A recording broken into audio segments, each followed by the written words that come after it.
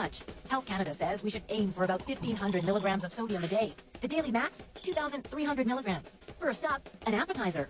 The spinach and artichoke dip from Boston Pizza.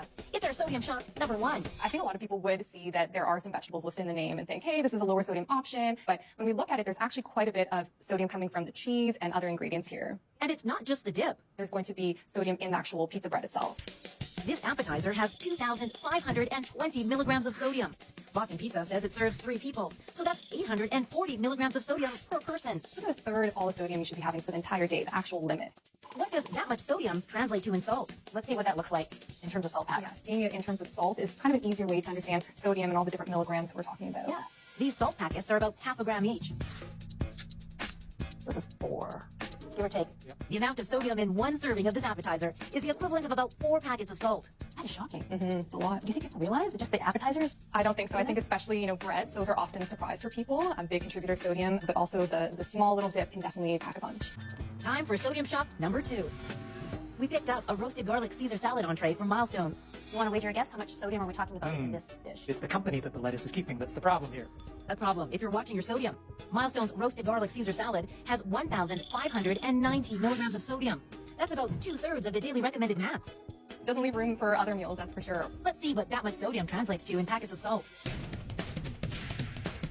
The sodium in the salad is equal to about 8 packets of salt. So that's really surprising. Salad by itself doesn't necessarily mean healthy. So our next stop, Julie Restaurants. Their Mediterranean bowl is our sodium shock #3.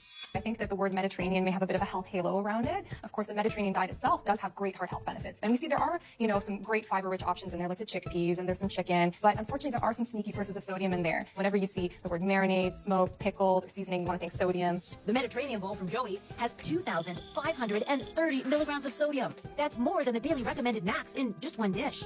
That's one dish, your entire kind of upper limit. So this is too much. I guess it should be something that should be shared if one was going to dive into something that has this much color, texture, flavor, and sodium. Let's see what that much sodium translates to in salt. Well, to the packets. Yes, to the packets we go. We're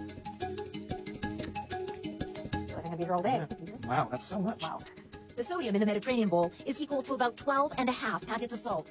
Most people would not imagine putting that much salt into just one serving. Next up, how about something from a plant-based menu? Earl's Vegan Hunan Kung Pao is our sodium shock #4. People associate vegan foods with having nutrition benefits, and the vegan diet is a great diet choice, but oftentimes we do need to be careful because there can still be a lot of sodium in the dish. Earl's initially tells us their vegan Hunan Kung Pao has 3,110 milligrams of sodium. That's more than the daily recommended maximum. That is mind-boggling. Let's see what that much sodium looks like in packets of salt. We're going to be here a while. Wow. 5, not even close. Oh my gosh. This plant-based dish has the equivalent sodium of about 15.5 packets of salt. There's a ginger soy sauce that they're using, so that's going to be one of the key contributors of sodium here. And just 1 tablespoon of soy sauce can have almost 1,000 milligrams of sodium, so it can really add up. Time for the biggest sodium shocker on our takeout spree. Kelsey's Original Roadhouse. Here we go. Chicken fajitas. Kelsey's Chicken Fajitas, our sodium shock #5. I think a lot of times people would be choosing this type of dish because they see lots of chicken, they see vegetables, and that's often something we're encouraging people to eat more of. But unfortunately, there is quite a bit of sources of sodium in this particular dish. How much sodium? Wait for it. 4,340 milligrams. That's nearly double the daily recommended max. All together with 4,000 milligrams plus, that's too much for anybody. So immediately what jumps out to me is the multiple tortillas. Each one of those are going to be a sneaky source of sodium. Just one tortilla can have 200 to 300 milligrams of sodium in it. I find that surprising because they don't taste salty. Exactly, yeah. So that is that hidden source of sodium that we talk about. It doesn't jump out at you, but it does add a lot of sodium into the diet.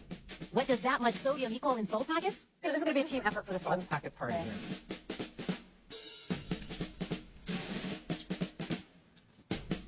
This dish has the equivalent sodium of just over 22 packets of salt. Yeah, that's a lot. We would never use this much salt on purpose, right? Sodium shock #6. Birthday cake? So cake. Why are we talking about sodium when we're looking at something so sweet? Yeah, I think this is another one of those sneaky sources of sodium. This dessert has 956 milligrams of sodium. Jack Astor says it serves 2 people, meaning each serving has 478 milligrams of sodium, about 20% of the daily recommended limit. This one's a real surprise. It looks almost like the size of a large muffin. This is bursting my bubble. First the bread that I love, now the desserts, which are my favorite part of the meal. People don't realize that there's sodium in things like baking soda and baking powder. But also salt is used as a flavor enhancer and preservative. These are some of the reasons why it could be high in sodium. It's not that we need to be afraid of the sodium and eating out, but knowing where to look. And be aware of those hidden sources. Yes, the hidden sources, that's where they get you for sure.